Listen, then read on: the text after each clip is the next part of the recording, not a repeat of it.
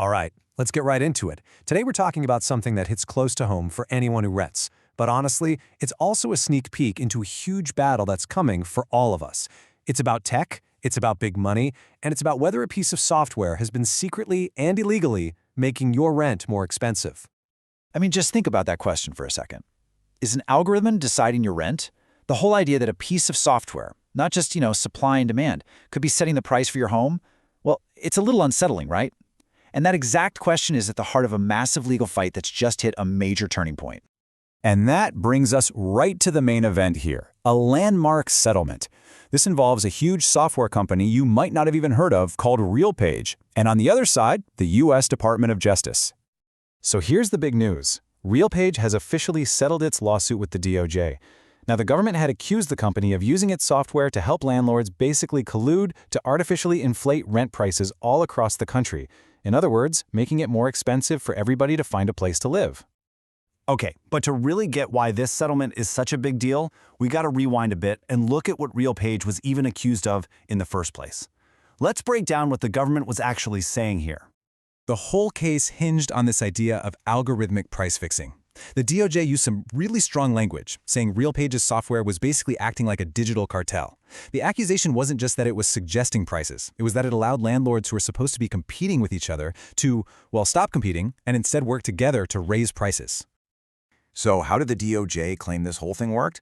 Well, it was a pretty simple process, really. First, landlords would all feed their private, super-sensitive rental data into the RealPage system.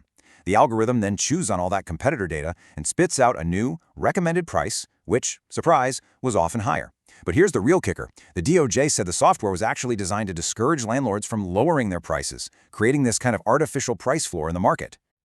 And this legal battle didn't just pop up overnight. It really kicked off back in August of 2024 when the DOJ first filed suit. Things escalated in January of the next year when they added some of the biggest property management companies in the U.S. to the complaint. And all of that led up to this big settlement that was just announced this past November. So the lawsuit's over. What now? What does this settlement actually mean on the ground? What does RealPage have to change? Let's get into the new rules of the road for the company. And this is a really crucial detail. The settlement forces a whole bunch of strict new rules on how RealPage can operate. But, and you gotta hear this, it comes with absolutely no financial penalty from the Department of Justice. No fine, nothing. And for its part, RealPage was also quick to point out that this settlement is not an admission of any wrongdoing. So these new rules are designed to basically pull the plug on the whole system the DOJ was worried about. RealPage has to stop using all that secret competitor data to set its prices or train its AI models. They have to get rid of those features that put the brakes on price cuts. And this one is huge. They now have to cooperate with the DOJ as it continues to sue the landlords who use the software. All of this will happen under the watchful eye of a court-appointed monitor to make sure they're playing by the new rules. Okay, let's zoom out for a second, because this case is so much bigger than just one company or one piece of software. It's really a story about the future, about how prices get set for everything, in a world that's getting more and more automated. As you can probably guess, the two sides have completely different takes on this whole thing. On one hand, you have RealPage, and they're arguing that they are actually part of the solution to the housing crisis, and that this settlement just provides some much-needed clarity. Then you have the DOJ, and they're sending a crystal-clear message: companies have to compete independently, and they are putting all AI pricing tools on notice. Listen to this direct quote from RealPage's CEO.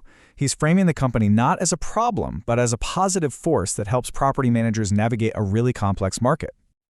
And then, bam, you get the government's counterpoint. The head of the DOJ's Antitrust division basically says this is a warning shot across the bow. As AI and algorithms get more powerful, the government is going to be watching like a hawk to make sure they aren't being used to break the law. But wait a second. We said the DOJ didn't hit them with a fine, right? Well, that is not the end of the story. Not by a long shot, because this government lawsuit wasn't their only legal headache.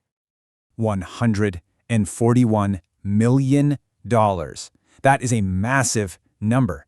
So if it didn't come from the Department of Justice, where in the world did that come from?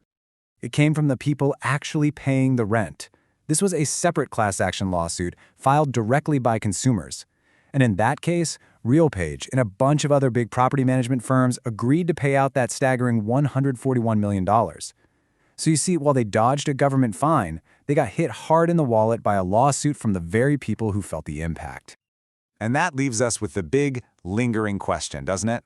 This whole saga is one of the very first major fights over what happens when algorithms set prices. As more and more of our economy gets automated, we're talking everything from your plane tickets to your groceries, and yes, to your rent. Can our laws, our rules, our regulations possibly keep up? That's the real story to watch.